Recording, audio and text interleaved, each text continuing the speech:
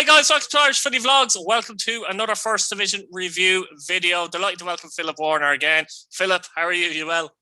All good, Keith. All good. Thanks very much. Excellent stuff. We'll start off at Wexford and finish Wexford 1-3-2. And I had a weird sense, I think, if you remember, that Wexford might win this. So I got all excited when they took the lead after 2 minutes.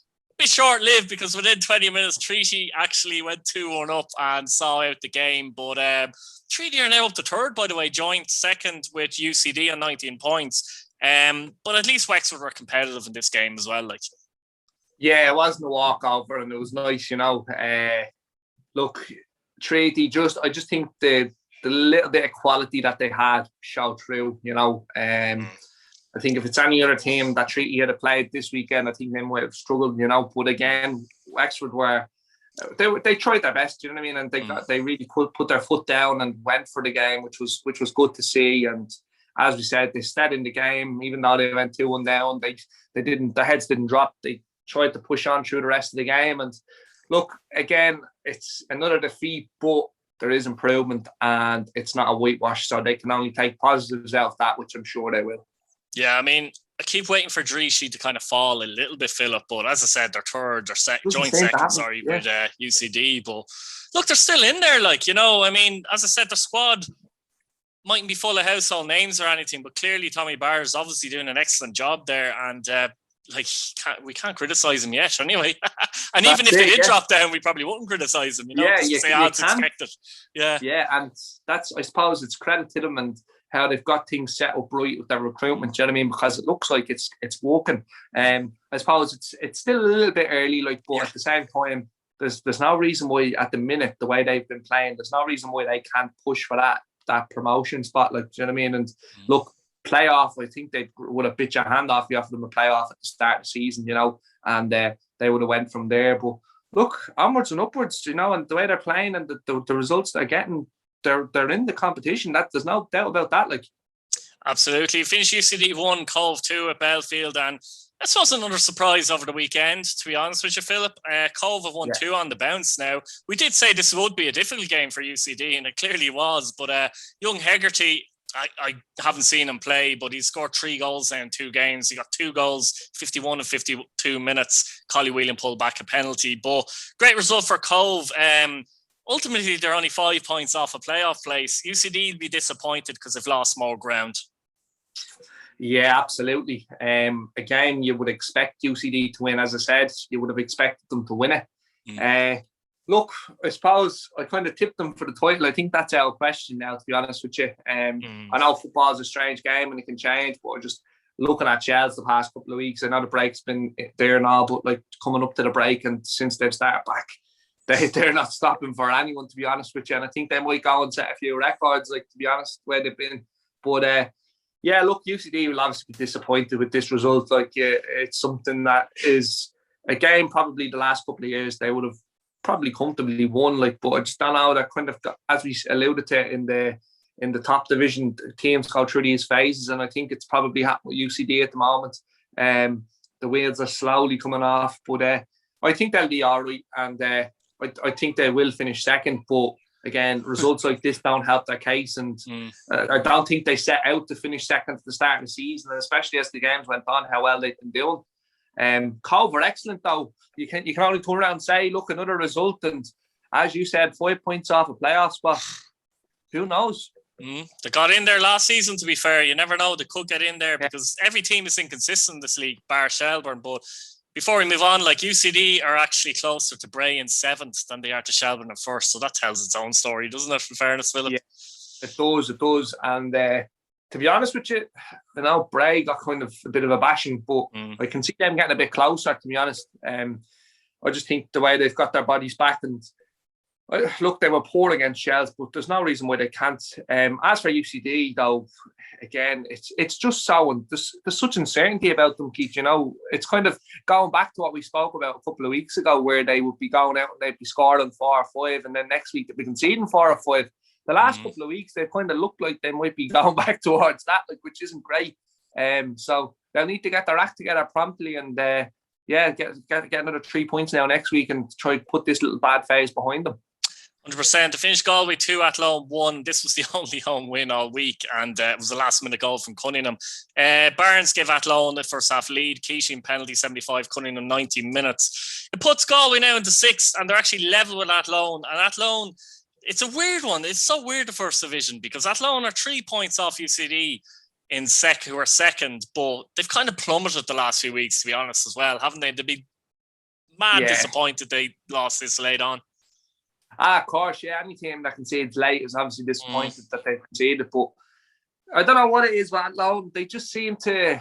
It's pretty much like UCD, but the wheels are just coming off. Like it's kind of hard to explain. It just things aren't falling into place and things aren't going right for them. And look, I think we can say we kind of expected this. Like but, there was I think we said this a few weeks back, but there was a bit of dip, and then they kind of got a couple more results on the board. And you're like, oh, hold on. And now all of a sudden it seems to be happening again. But yeah, I suppose you need to look at it and say, where would they expect it to be at the start of the season? I don't think they would have expected to be up there like as close as they were, and where they are now. I think that if you'd have gave them this position at the start of the season, they'd have took it and bit your hand off. But saying that, the opportunities that they've had to win games, like it's disappointing when you reflect back on it. The problem is they won their first 4 matches. They've won 5 all season. Yeah, so they've won 1 in their next 7. Like, you know what I mean? That's the problem sometimes when you start off really well and then you go on a serious dip. It kind of evens out a little bit, but it's almost more frustrating when that happens, isn't it? Rather than we'll win 1 week and then we lose the next type thing. You know, it's just a bit. Yeah, that's it. Yeah, and it's something that you don't exactly just about to say. You don't want it to happen too much because it is a killer. And I suppose, look. Are they going to be that team that are going to do that now for the rest of the season? I don't think so. And the reason why I don't, it could very well do, but the reason why I don't think so, I just look around teams around them. I think they just have a little bit more quality, not too much, but I just think a little bit more quality in and around the teams that are in and around them, probably Bray excluded and that. But they need to kind of get a couple of results on the board now in the next couple of weeks to kind of get rid of this little rotten trend that's going on at the minute, because they can't buy a win at this current moment in time. As for Galway, though, it's a great result for them, having been battered in Shelbourne 4-0 a couple of weeks ago. That would have hurt, so they would have been delighted to get back to this. But we're 1 down with 15 minutes to go, though. Yeah, and I think the result that Shells kind of brewed over the break, I think they kind of were a bit rolled up. And look, they obviously took a bit of time to get going, but in the end, they come out and they get the winner in the last minute. And look, I suppose, as I said, you can only beat what's in front of you, and they did that.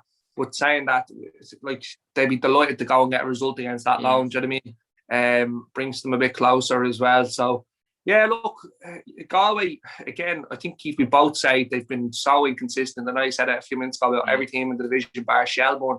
But I think Galway even a little bit more so, because I think everyone kind of expected them to be up there and challenging. And again, look, they go get 3 points on the board now, but they're probably going to lose next week the way things have went this season, so I wouldn't be too optimistic, but saying that they do have the talent and the quality to go and do that. So, yeah, look, they can only play what's ahead of them next week. So, they did a good crowd back at Turner's Cross, but it finished Cork City 0, Cabinteely 2. Labute's 37 pain in the last minute. A real pain for Cork in the last minute there. But I don't know. I mean, it's like I was talking to Cork City fans as well. There's some of the players, like, we're getting booed off the pitch as well. You don't like to see that, but if they feel like they're not putting in the effort and playing for the badge and playing for the shirt, there's no better crowd than to tell you than a Cork City crowd, I suppose. Like, they're really proud down there in Cork City. But I put out a tweet, actually, Philip, it might have been a day or two ago, and I said, who would have thought a year or two ago that Cork City be 9th in the first division and Dundalk 8th in the Premier Division? It's just madness when you think about it. 2 wins after 11 games, 10 goals they've scored. They've only conceded 12 goals, funnily enough. It's not that bad. I mean, I'm looking at the other teams in the league. Shelbourne conceded 10. UCD 14, Athlone 14, Galway 14. But they can't score goals, and it's killing them, isn't it? Yeah, I suppose, Keith, to be straight off the bat with you, I didn't really see any of this game, to be honest with you. And, I suppose, to look back on the reviews that the fans gave over the weekend, I've seen the Cork fans saying that it just looked like we're inexperienced, and that's really shown. And look, all it takes is that little bit of inexperience and only 1 or 2 goals, and you've lost games, and you are where you are. Do you know what I mean? It doesn't have to necessarily be a steam train of goals being put past you, like, as we say, football doesn't do feelings. I've said it many a time before, Keith, you know, and look, I don't think anyone knows what to say about Cork at the moment. It's just, it's a disaster. Like, there's no other words that you can kind of put on it other than a disaster, because it doesn't look like it's getting any better.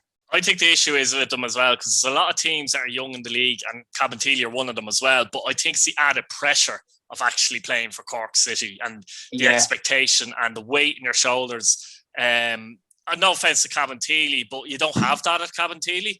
So it's a weird one. Even with fans in, Cabinteely probably fed off that maybe negative energy a little bit more, because I'm sure there would have been a bit of I'm sure they would have been supporting the team early on, but as soon as something happens bad because of the way they've been playing, it can turn very quickly, can't it? And I'd say Cabinteely probably revelled in that, like. Yeah, of course. And I suppose, look, Keith, Cobh are a good side. Like, we need to put that there as well. Like, they didn't go and get beat by Wexford. Like, do you know what I mean? With all due respect to Wexford, they're not as good as Cabinteely. But Cobh on any day can beat any team is in this division. But at the same time, they can really, really put in a woeful performance. You know. But it turned out that Cobh had a non-day, and when they have a non-game, they can beat anyone. They could beat Shells, as good as Shells have been. I think Cobh could beat Shells on any given day that they do turn up.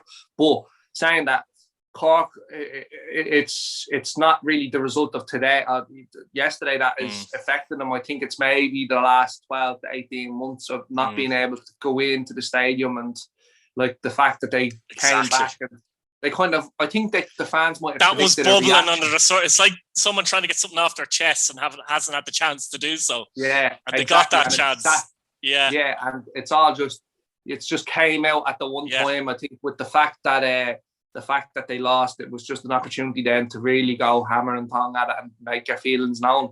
But look, they're like any other team in the country. They have football fans, and fans will let you know if they're not happy with what's going on. And I don't think that the blame is directly at the players as well. I think that the blame would be more towards the how the club is being ran, you know. And it's a lot of factors at play, isn't there? There is, there's so much, and I suppose you can only look at it and say that it's a club in turmoil. Like Dundalk, it's just not going right for them at the moment, and it doesn't look like there's going to be any way of changing it. Like, I don't think they'll go bust, because I think Cork has done that before and it came back, you know what I mean? But they just need to get their house in order, and it doesn't look like it. So, look, disappointing for them overall with the result, but again, another opportunity next week. They've got a game next week that they can go and they can put in a performance and maybe get something on the board. But look, I wouldn't be too optimistic. Yeah, it's a good win for Cobh. Puts them up to 4th. I suppose the final games, Bray Wanderers 1, Shelbourne 4, and I'm slightly embarrassed here because I did tip Bray to win this match, so thanks very much, Bray. But, like, you know, Shelbourne are just like a steam train at the moment. They started off, they're unbeaten still, by the way, 11 games gone. They started off the season nicking results here and there. Last few weeks, they've been kind of giving teams hidings. Ryan Brennan's got 9 goals this season. He got 2 in this game. Michael O'Connor and Gilchrist Clifford from a penalty for Bray. But I think we really are looking at a Premier Division team, and a proper Premier Division team in the First Division, in my opinion. Yeah, they could easily be mid-table in the top flight. Like, to be honest with you, there's no reason why. Look, I suppose the thing is now, Keith, Shells are going to win the league. I think that's probably something we can both agree on. The thing is now, they're 8 points clear, just to throw it out there as well. Yeah, when they get up there, they need to actually act like a proper top flight team and not mediocre like they did when they went down. But you can only give them credit now as to what they're doing. Really, really good result, and they just don't look like stopping, you know. And like, it's not like they went out, as I said, I keep alluding to it, Wexford haven't been the best team this season, that's for sure. But like, it's not like they went out and beat Wexford 4-1. They've beat Bray, and Bray are a good side on their day. Galway 4-0 the last time, like, you know. Yeah, like it just goes to show they're beating good teams in the division comfortably. And look, as Shells fans would probably say, they're pretty excited for next season. But like, this season, I'd enjoy it as well, because it looks like they're going to run amok. And as for any club, it's great to watch our team do that, like, you know. And again, good football and high scoring matches, like, it's nothing better. It's a perfect storm, isn't it? Yeah, you couldn't ask for anything better. So a message for Shells fans: enjoy it, because if it goes by anything, when you did come up, it won't last pretty long. To be fair, true. Yeah, but again, Bray, Keith, I suppose we talk about Bray. They didn't show up, I suppose, like, you know, and like, well, you could probably question that now with how good Shells have been. But just like, I look back on the highlights and I just said to myself, this doesn't look like the Bray we've seen over the past couple of weeks that have been getting results, you know, and they're allowed that, you know what I mean? And if a team like that is going to come and beat them comfortably and go and run out as champions, you can only turn around, tip your hat to them and say, look, we were beaten by the better team on the night, and that's it. It's as simple as that. We'll go again next week, and I'm no doubt Bray will do that. For me as well, it doesn't really matter that they're seventh. Like, they're on 14 points. UCD are second on 19, but we have it that Shelbourne are probably going to win the league, right? So it doesn't matter if you finish second or sixth ultimately. So it kind of makes it a bit funny that way as well, because like, Shelbourne again are 8 points clear, UCD treaty. But even if Shells were dropping points here and there, I don't see anyone like a UCD, Treaty, Cabinteely, Athlone, Galway as it go down the table, putting 4, 5, 6 wins together to even take advantage of that. Like, so I actually, normally if someone's 8 clear, say, oh, it's early in the season, other teams will come into it. I wouldn't be surprised if they actually extended their lead as the season went on, to be honest. I think they're more likely to extend their lead as the season goes on. They might next week, like, than someone catching them. And with UCD's result against Cobh, it just shows that they're kind of a bit valuable that way as well. But look, it's a difficult one. And as I said, Bray, it's a difficult one for the teams in the playoffs now, actually, isn't it, in general? Of course, yeah. It doesn't really matter where you finish as long as you get in there now. Like, yeah, and look, I suppose that's, like, it's optimistic for the other teams that aren't in the playoff spots as well, like, that are close enough, because they come around and say, all it takes is a couple of weeks and we could be in there ourselves. And as time goes by, there's a couple of changes that have happened in the season so far. But towards the end of the season, I think there will be a couple more changes in that little promotion playoff spot. So, like, there's no reason why teams below them can't either. And I suppose that makes for an exciting part of the season, even if the league is finished. So just teams around them will be looking and saying, we can take up an opportunity here if the likes of UCD go and drop points against Cobh. Like, we can get into the playoffs. So, look, it's setting up to be a fascinating playoff. Anyways, I think the league's done, but we'll keep our eyes on it. Absolutely. Look, Philip, thanks for coming on as usual. Guys, subscribe, like the video, hit your bell notification button so you don't miss a video, and let us know what you think in the comments. Is the league over? Cheers, Philip.